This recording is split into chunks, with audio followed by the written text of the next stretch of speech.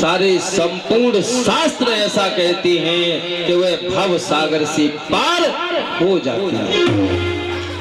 लेकिन यह बात कुछ माताओं को उचित यानी ठीक नहीं लगेगी। जैसे वृद्धा अवस्था आ जाती है तो कोई न कोई तो पहले जाता ही है, कोई न कोई तो पहले जाता ही है। वृद्धा अवस्था की बात अलग है, लेकिन यह बात केवल जवानी की है।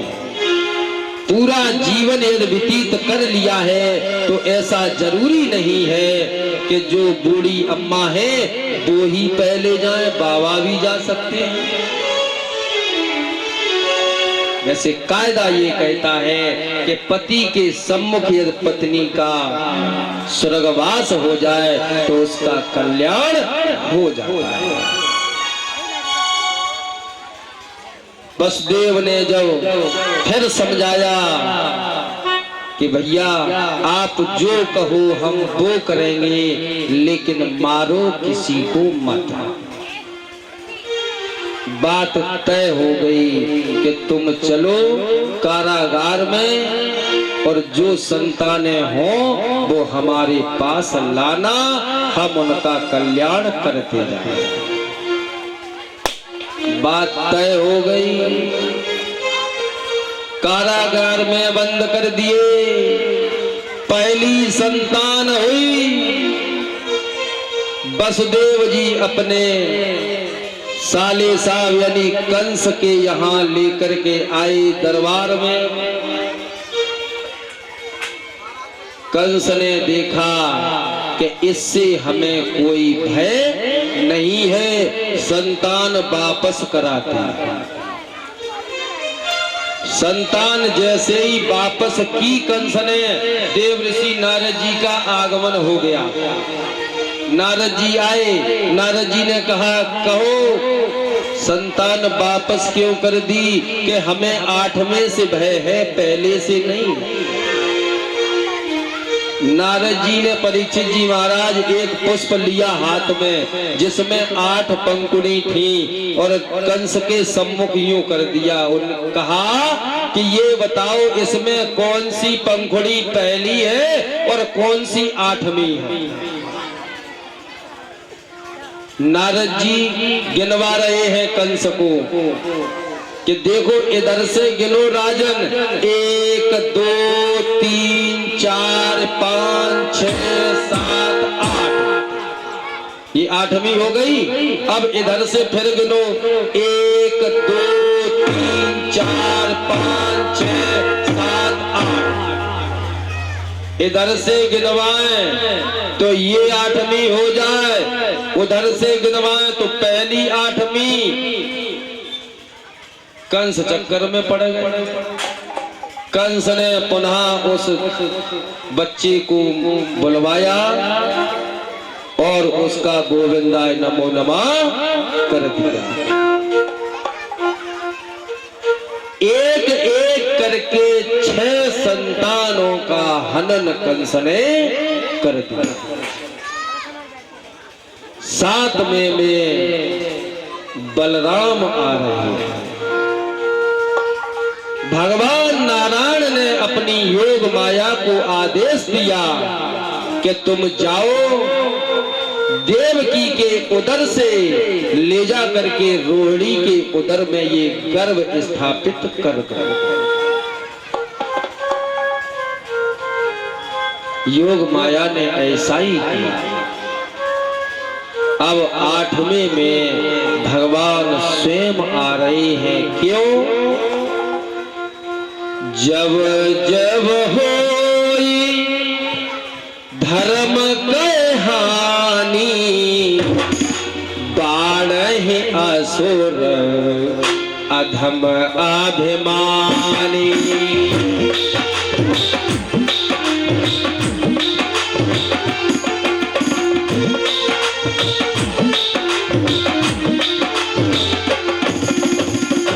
जब होई धर्म के हानि, बाढ़े असुर अधम अभिमानी।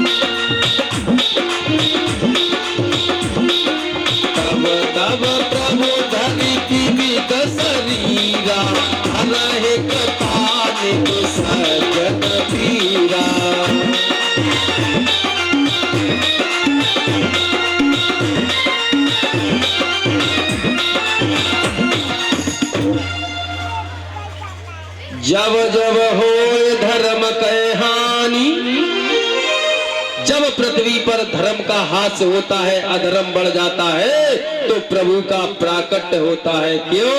तब तब प्रभु धरे विविध शरीरा, हरहि कृपा निधि सज्जन पीरा। भगवान का अवतार तभी होता है कि जब परीक्षित जी महाराज इस धरा धाम पर अत्याचार बढ़ जाता है। प्रभु गोविंद का प्राकट्य हुआ है, वो समय कौन सा रहा है परीक्षित जी महाराज? भादो मास पक्षी अंधियारा,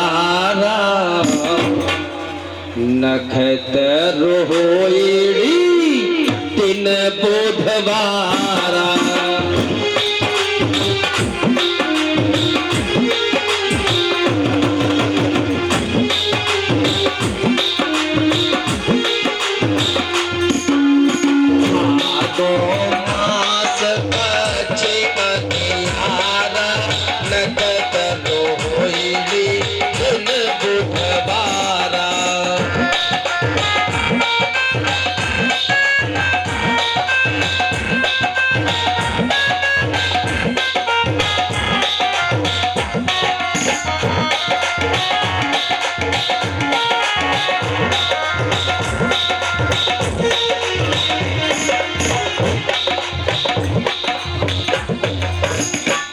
परीक्षित जी महाराज, भगवान गोविंद का जो प्राकट्य का जो समय है वो कौन सा है? भादो मास पक्ष अंधियारा। भादो का महीना है, कृष्ण पक्ष है। भादो मास पक्ष अंधियारा, नखत रोहिणी दिन बुधवारा। ये समय रहा है द्वापर में भगवान गोविंद के प्राकट्य का। मर्यादा पुरुषोत्तम राम का प्राकट्य यानी अवतार त्रेता में हुआ, वह समय क्या रहा था?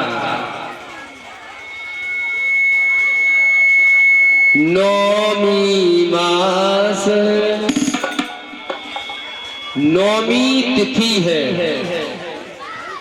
मर्यादा पुरुषोत्तम राम का जब प्राकट्य हुआ है तो समय नौमी तिथि माधो मास पुनीता, शुक्ल पक्ष अभिजित हरि प्रीता।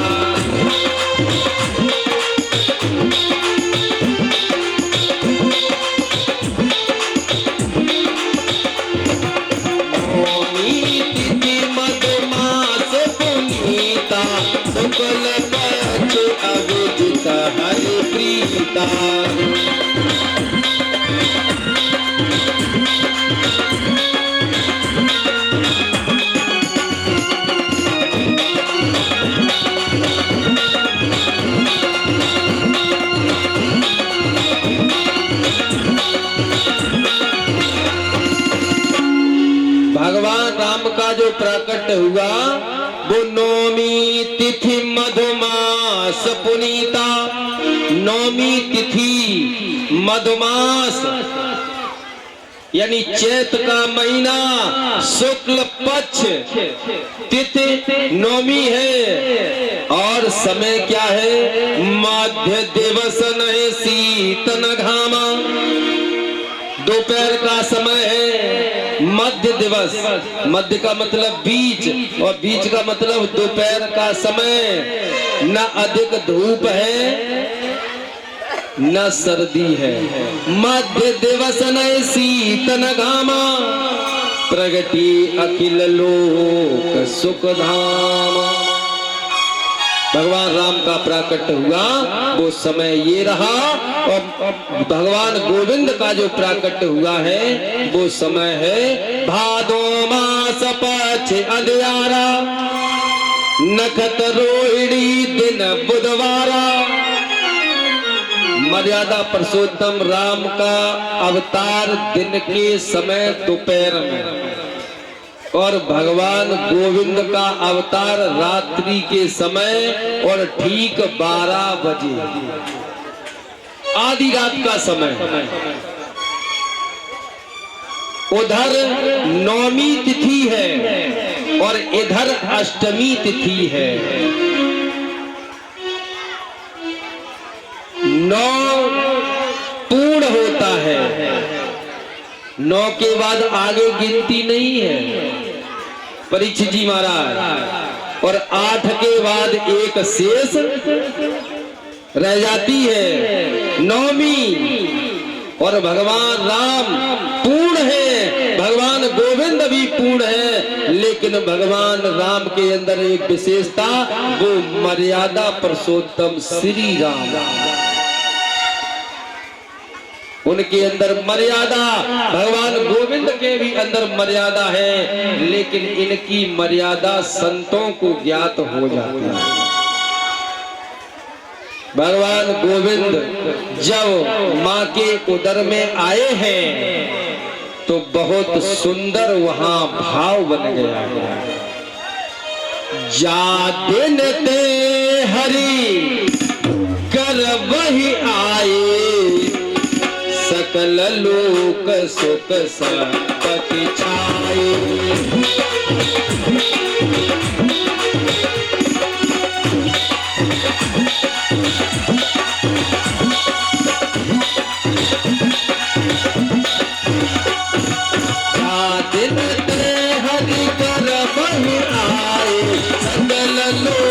सुख संपत्ति छाए।